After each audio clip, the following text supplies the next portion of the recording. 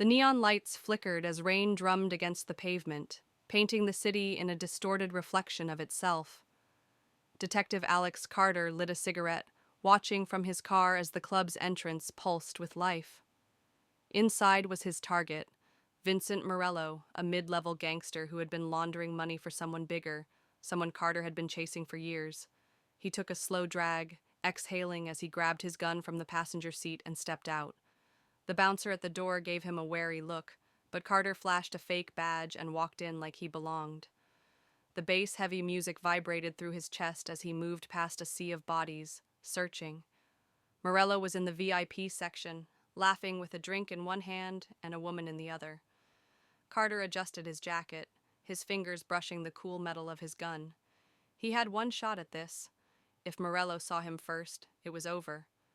He moved toward the bar, ordering whiskey he didn't plan to drink. His eyes stayed on Morello, waiting for the right moment.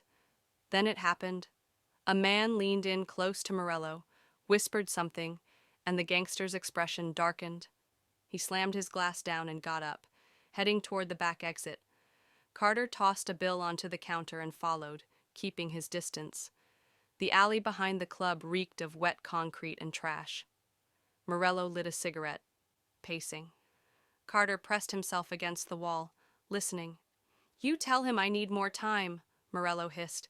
"This isn't how we do business." The man with him, a tall figure in a dark coat, shook his head.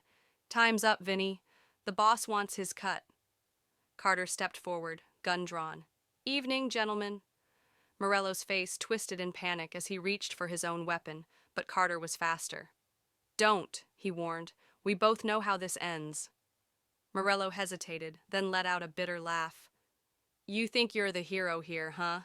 You have no idea what's coming." Before Carter could respond, a car screeched into the alley, headlights blinding him.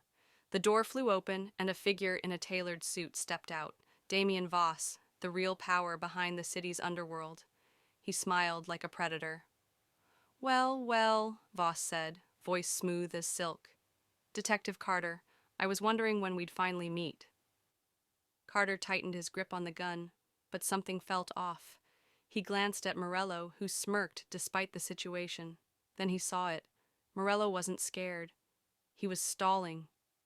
Before he could react, something slammed into the back of his head. The world tilted, pain exploding in his skull as he hit the ground.